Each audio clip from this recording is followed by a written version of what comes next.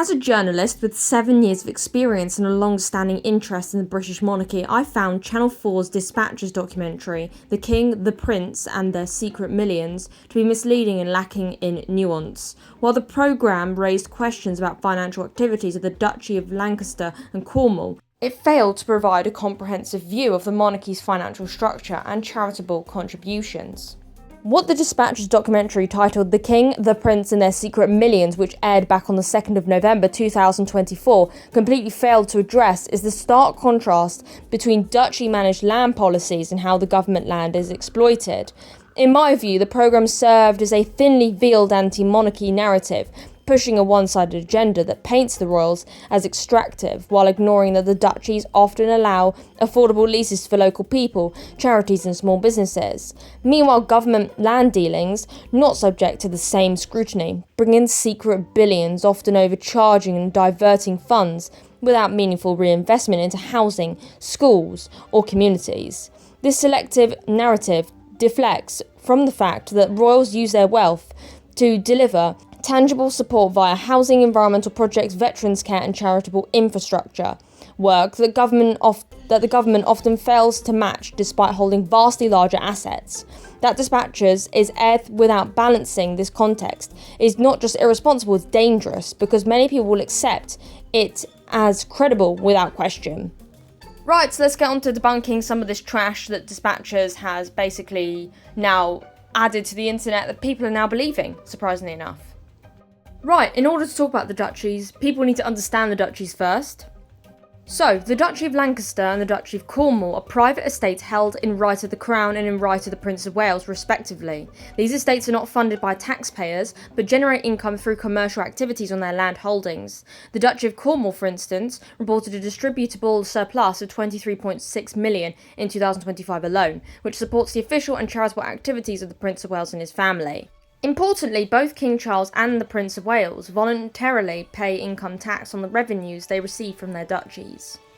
What the Dispatches documentary failed to highlight is the difference in how government land is managed versus duchy land. The duchies often allow individuals, small businesses and local communities to rent land at reasonable rates, reinvesting profits back into the estate and charitable initiatives. And we know now that on the Duchy of Cornwall that a lot of land is now waived for charities and independent businesses and stuff like that, according to reports.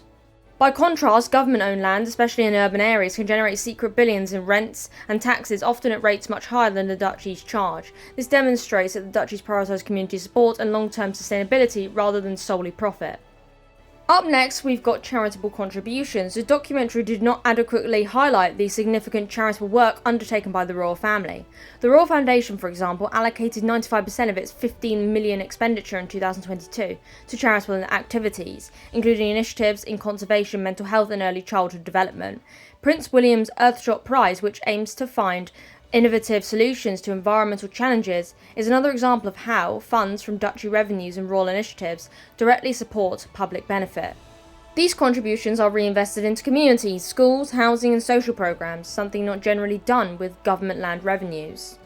The documentary criticised the duchies for charging public bodies such as the NHS and the Ministry of Defence for the use of their land. While these charges may seem controversial, they are consistent with standard commercial leasing practices and are transparently reported, unlike the government's. What I don't understand about that is the government also lease land and ask the NHS and the Ministry of Defence for money, and no one is literally talking about that, so why is it only a problem when the royal family do it? Also, it's the duty of the landowner to charge the person using the land. Like, doesn't matter who you are. The royal family, the government, they have to charge the people using the land. That is the whole point of a landowner. Moreover, the percentage of income allocated to charitable work from the duchies and the Royal Foundation combined exceeds 90%, vastly outstripping government contributions relative to the money they manage. The claim that the monarchy profits from public services without contributing is therefore misleading. While Dispatches raised some valid questions, it failed to provide a balanced or comprehensive view of the monarchy's finances. And when I say valid questions, it basically just ranted for like an hour or something, and it was completely fake. The documentary overlooked the scale of charitable reinvestment, the social purpose of duchy land management, and the fact that government land often generates enormous profits for the state without similar community benefits. In reality, the monarchy works actively to use its estate and foundation to support housing, veterans, and environmental initiatives.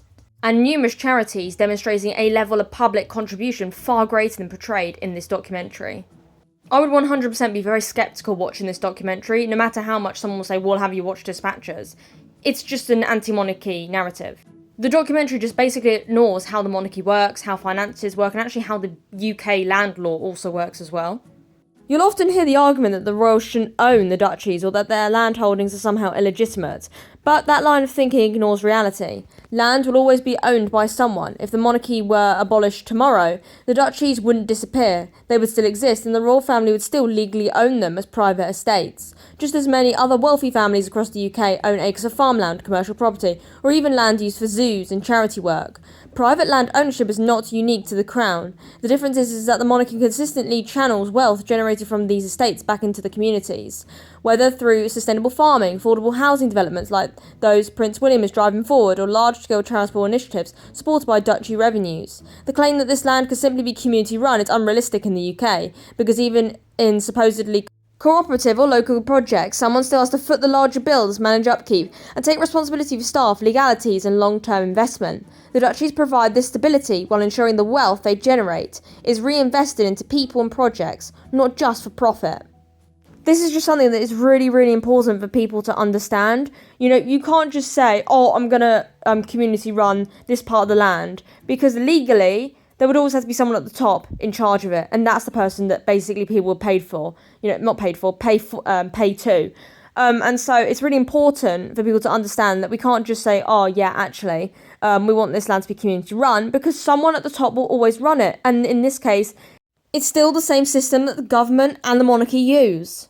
So for all anti-monarchists, for all haters, and for all people that hate the monarchy, what the hell do you think is going to change if we get rid of the monarchy? Nothing's going to change, it's all going to be the same. If we suddenly had a president, we would still have to pay for security, land holdings. We'd still have to pay for the upkeep of Buckingham Palace, Windsor Castle. You still had to pay for chartered flights, private air force. You would still have to pay for trooping the colour.